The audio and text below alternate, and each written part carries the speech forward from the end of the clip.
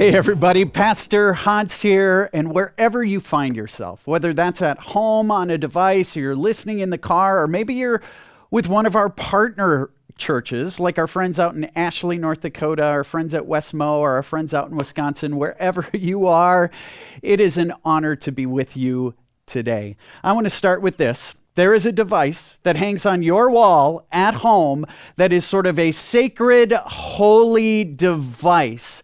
And that device is this, the thermostat, right? Every house, you know this is true, every home has someone who's sort of the self-appointed guardian of the thermostat. In our house, we got a brand new thermostat. It's got Wi-Fi, Bluetooth.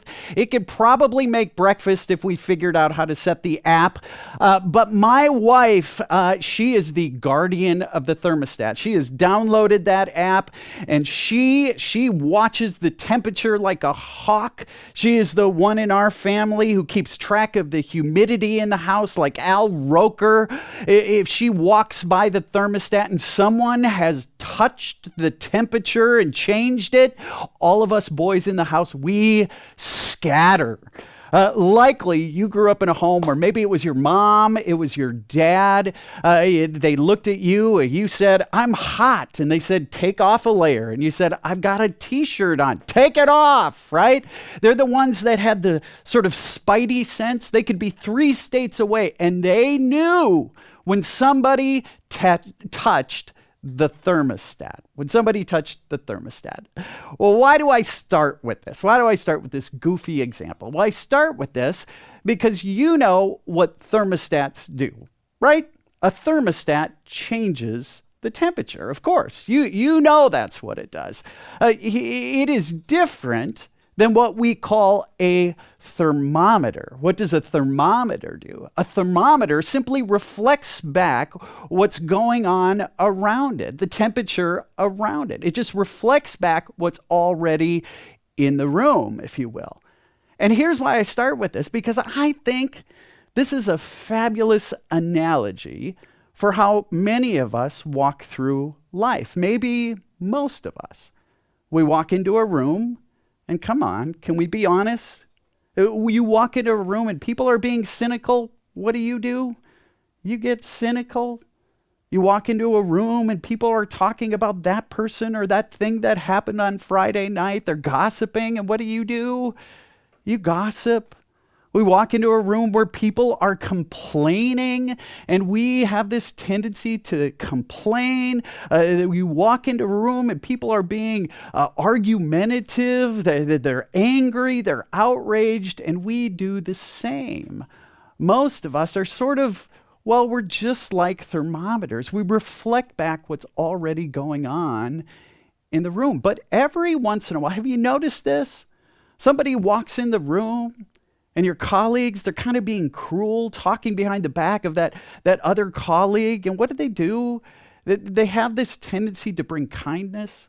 The room is filled with cynicism, and they're able to bring a measure of hope. They see people that no one else is seeing. People are arguing, and they bring peace. Have you ever noticed this? There are people who walk in the room, and when they do, they have this way of changing the temperature. Rather than being a thermometer, they're people who are thermostats. And believe it or not, this is exactly what Jesus is talking about in our reading for today. Gang, we are in the 5th week of a series that we've called Flip the Script. Flip the Script. We're taking a look at 3 little chapters in the book of Matthew. And in these 3 chapters, Jesus gives us this teaching that's often called the Sermon on the Mount. And in the Sermon on the Mount, Jesus does this fascinating thing. He takes all of our assumptions, the assumptions you and I have about success and the good life, and he just has this way of flipping them on end. He turns them upside down. And so over the course of this series, we've said this week after week, we have one goal. And our goal is this, is that you would pause long enough, sometime during this series, to ask this one central question.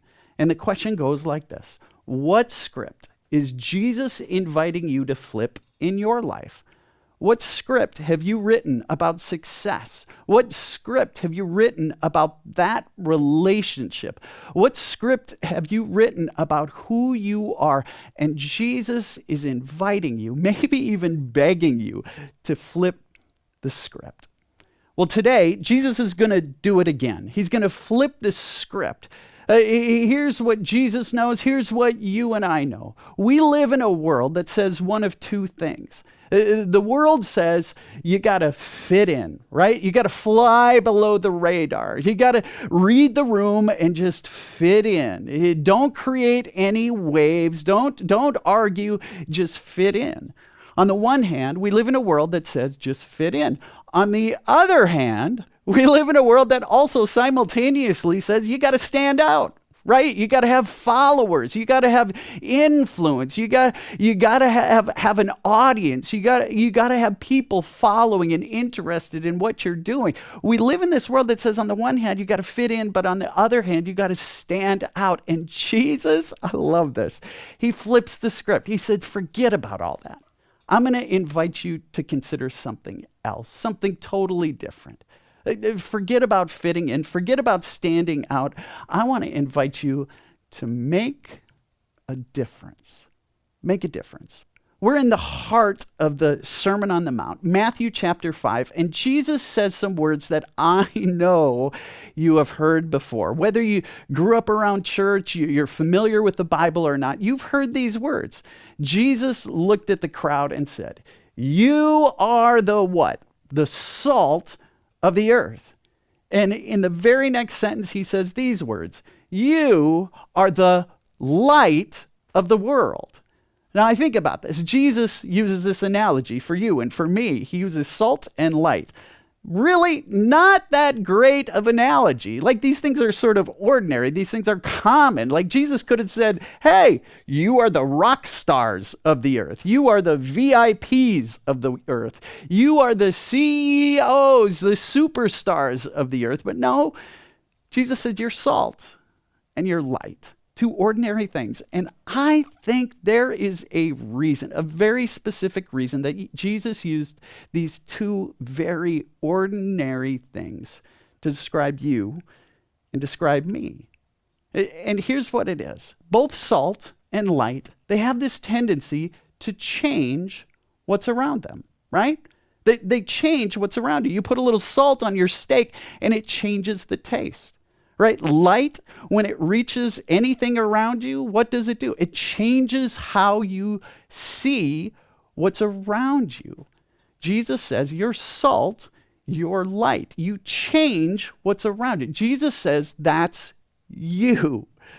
Now, here's what Jesus didn't say. Jesus didn't say, "Hey, you'll be salt and light when you're religious enough, you know the Bible enough, you've gone to church enough."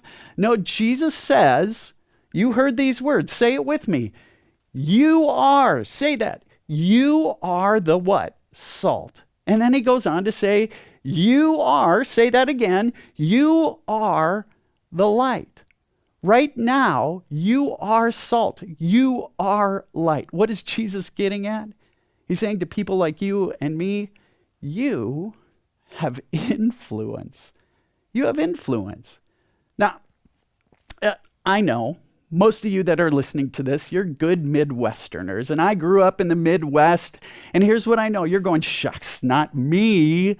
Little old me, I'm a Johnson and Nelson and Anderson. We don't have influence." People who have influence, they're superstars. They're CEOs, basketball heroes. It's the captain of the football team. They're the ones that have influence. Isn't it interesting? An influencer is actually a career option. If I would have told my parents growing up, "I'm going to be an influencer," do you know what they would have said? "Get a real job," right?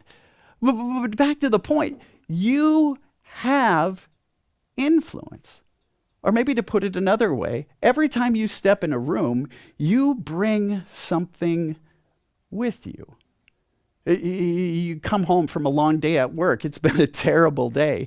You walk into your house, you bring something, right? You're a coach, you step onto the football field. You bring something. You're a teacher. You walk into the classroom. You bring something.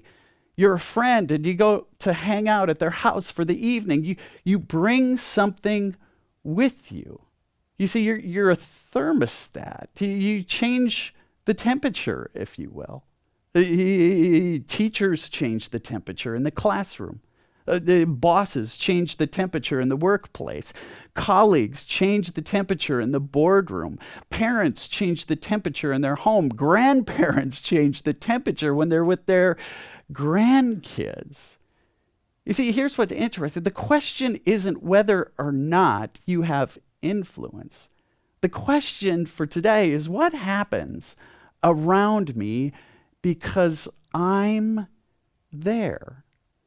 Because here's the truth. When you walk into a room, things change. I mean, when you walk into that room, into that work situation where your colleagues, they're sort of tearing that other colleague apart and they're not in the room, you could choose to be the one who says, oh yeah, and let me tell you what else she's done. Or you could be the one to say, hey, I don't think we should be talking about someone who's not in the room.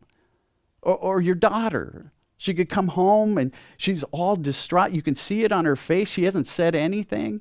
And you could be the parent who says, well, how'd the test go? Or you could be the one to put your arm around her and say, hey, let's go get some ice cream. Huh? Tell me about your day. You could be the one in your neighborhood, the one who lost a spouse. You could be the one who says, hey, let me know if you need anything. Or you could be the one who shows up with dinner. You see, Jesus invites you to be salt. You are salt. You are light. You have influence. You're a thermostat. You change the temperature. Jesus would go on. He says, you are the light of the world. A town built on a hill cannot be hidden. Neither do people light a lamp and put it under a bowl. This sounds ridiculous, taking a lamp and putting a bowl over it. It would be like your car, the headlights, you going out there and putting duct tape over the headlights so that the headlights can't shine. It'd be ridiculous. Why? Because the light it exists to reach things around it. And Jesus says the same is true of you. You see, sometimes when people hear, I'm to be salt, I'm light, they get this kind of mixed up. We Christians often get this mixed up because what we often think is that what Jesus is inviting us to do is to be louder. We should be the ones to critique when other people aren't living the right sort of way. We should be the ones to win arguments as followers of Jesus. We should be the ones to sort of be the judgmental ones, to make sure everybody's on the straight, to point out where everybody's wrong and we're right. But I want to suggest that when we do that, aren't we just being thermometers? We're reflecting back the same thing that's going on in culture. What we see on the news at night, what we see in our politics, what we see in letters to the editor. What Jesus is saying is instead there's a different approach. Be salt, be light. Rather than lashing out, what if you were to be the one when you walk into the room who's the most loving? Rather than being the most critical, what if you were to be the one who's the most courageous, the one who's the most trustworthy, the one who refuses to join the gossip, the one that says, hey, that is not okay. You see, that's being salt. That's being light. That's being a thermostat that changes the temperature in the room. Now, real quick, there's a great example of this in the Old Testament. An Old Testament story about a woman by the name of, you say, Esther. Esther was, when we first meet her, she's an orphan. And she's raised by this guy named Mordecai, which is just a fun name to say. But through a strange set of events, it's really a remarkable story. Esther goes from being an orphan to becoming the queen of Persia. It's this wild story. But there's a little detail in the story that if you don't catch it, you miss the entire story. Mordecai, As Esther is rising through the ranks and about to become queen, he tells her, do not tell anyone of your faith, that you are of the Jewish faith. This is Persia, after all. Where to say that the Jews were a minority was sort of an understatement of understatements. And so she becomes queen, and the king doesn't know of her faith. Well, fast forward a number of years, and there is a government official, Haman, in the king's royal court, who has a thing out against Jews. He despises Jews, and so he comes up with a plan to get rid of all of them. Now, Esther, imagine, she has all the influence. She certainly has the king's ear. But if she tells him, it could mean her life. What does she do? Does she stay quiet and safe? Or does Esther speak up and risk everything? Is she a thermometer or is she a thermostat? Well, meanwhile, Mordecai says to Esther, Esther, if you keep quiet at a time like this, deliverance and relief for the Jews will arise from some other place. At some time, God has promised that the Jews will be delivered. But you, if you do speak up, you and your relatives could die. And he goes on. He says, but who knows? Who knows if perhaps you were made queen for just such a time as this? Esther, are you going to be a thermometer or a thermostat? And she steps up and she says, I will go to the king. I will speak up. I will be salt and I will be light. And if I perish, I will perish. That's influence. You see, the question for people like you and me, it isn't whether or not we have influence. The question is, what am I doing with the influence that I have, that God has already placed in me? Because here's what I know is true about you. You are someone's parent. You are someone's grandparent. You are someone's teacher. You are someone's leader, someone's mentor. You are someone's friend. You have influence. And so here's the question for today. Will you be a thermometer, or is God inviting you to be salt, to be light, to change the temperature, to be a thermostat? Gang, here's the question. What temperature are you setting? What temperature are you setting when you walk into a room? Do you just reflect back what's already going on in the room? Or is Jesus inviting you? When you walk into a room and everyone complains, is Jesus inviting you to be the one that brings gratitude? You walk into a room and everyone's gossiping. Is Jesus inviting you to be the one that brings integrity? When someone in your life is discouraged, it's Jesus inviting you to be the one who encourages them. When something's wrong, are you the one to say something? When somebody needs an apology, is Jesus inviting you to be the one who apologizes? When someone needs another chance, are you the one Jesus is going to use to offer it? And gang, maybe in your family has been stuck in this mean-spirited disagreement for far too long. And just maybe Jesus is inviting you to be the one to say, it all stops with me.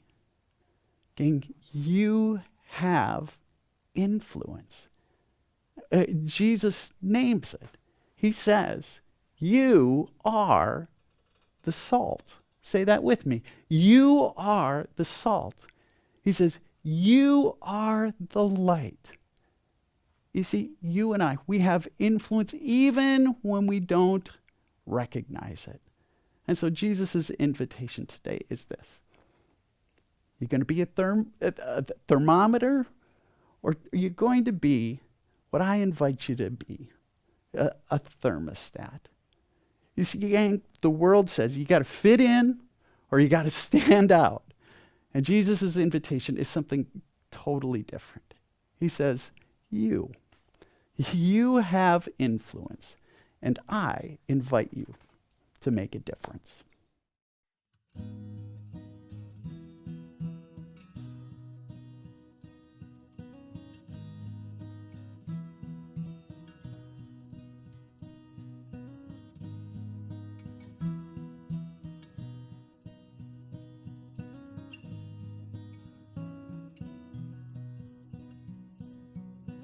Here's my heart, Lord.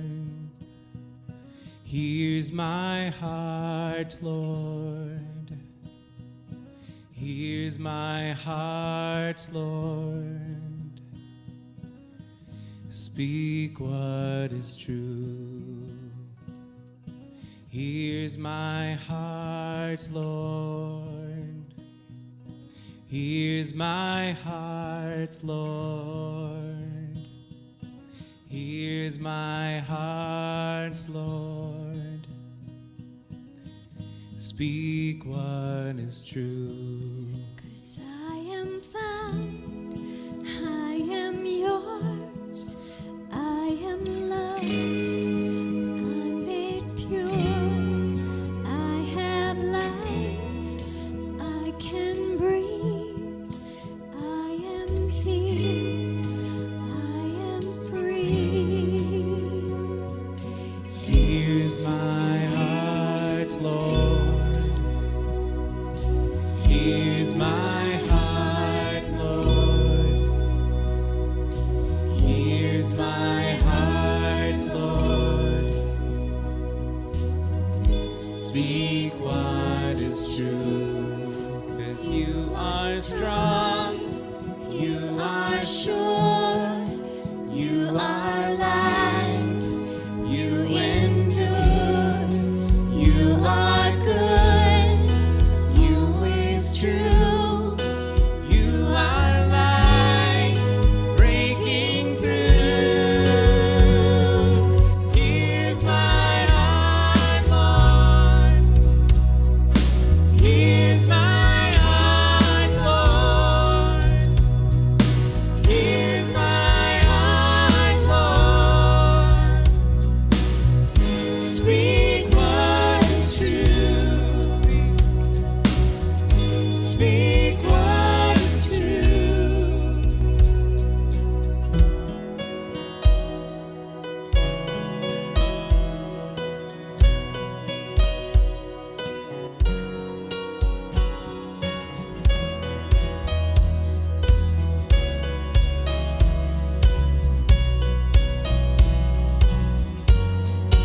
You are more than enough.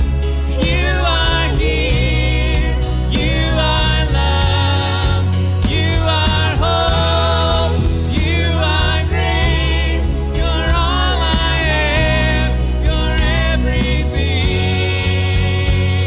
Yeah. Here's my heart, Lord. Here's my heart, Lord. Here's my heart, Lord. Speak what is true. Here's my heart, Lord. You can have it all. Here's my heart, Lord. Here's my life, Here's my life, Lord. Lord. Speak what is true. Speak what is true. Speak what is true. Speak what is true.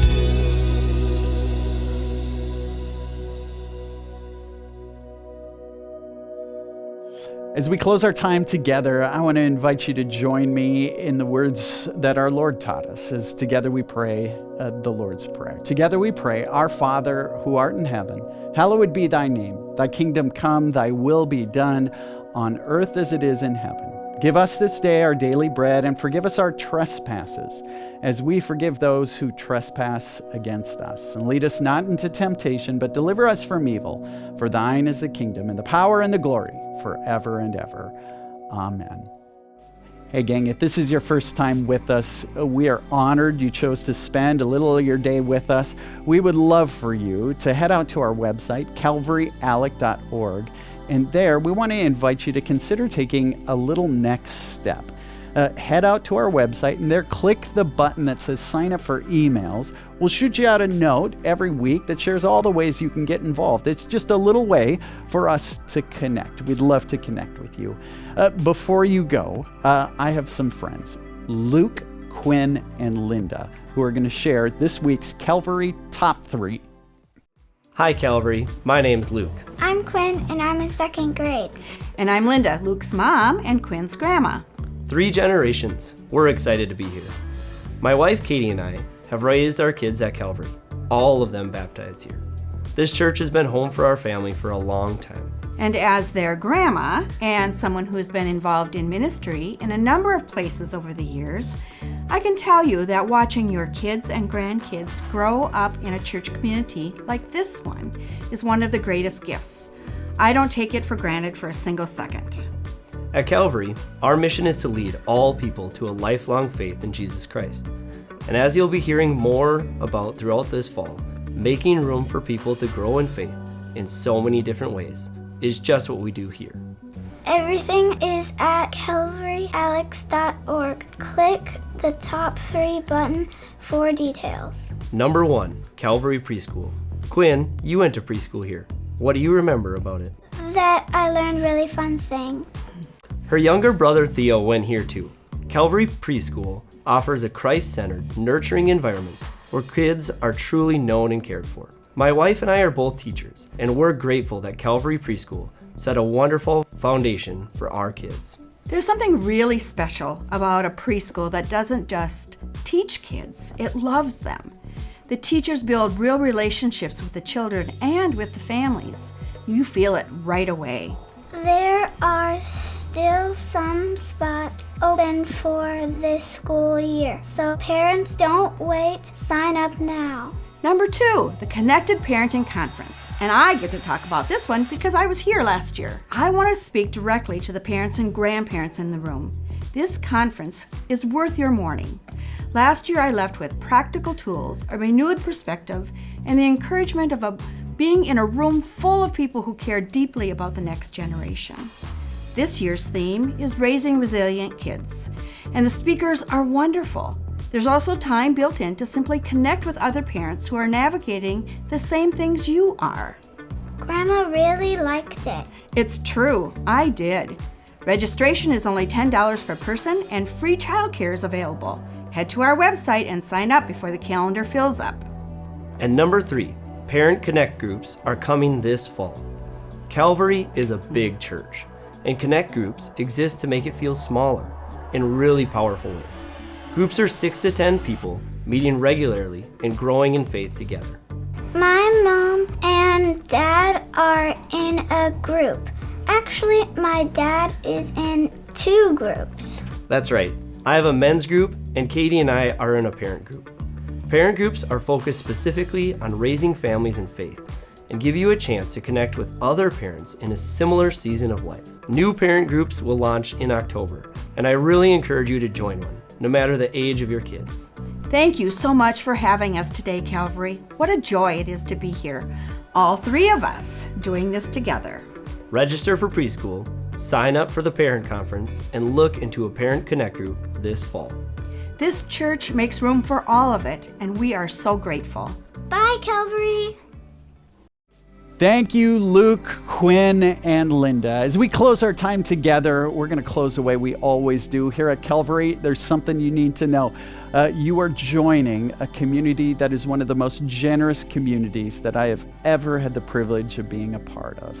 And so we're going to close the way we always do. We always close with a moment to give thanks to God for all the blessings in our life, but it's also a time to pause for you to give back. You can make your offerings today in any of the ways on the screen. All these offerings support the ministry that God is up to in this place. You can make your gift in any of the ways on the screen, whether that be using our website, calvaryalec.org. If you hit the button there that says give, you can sign up for a one-time, or I want to encourage you to consider a reoccurring gift. You can also use that app on your phone, Venmo, just look for our handle, or you can cut a check, drop it in the mail to the address on the screen. Maybe today you're not sure quite how to make your gift, or maybe you feel led to make a special gift. If that's you, I want to invite you to give us a call in the church office. We'd love to connect with you. Folks, thanks for tuning in. We'll see you next week.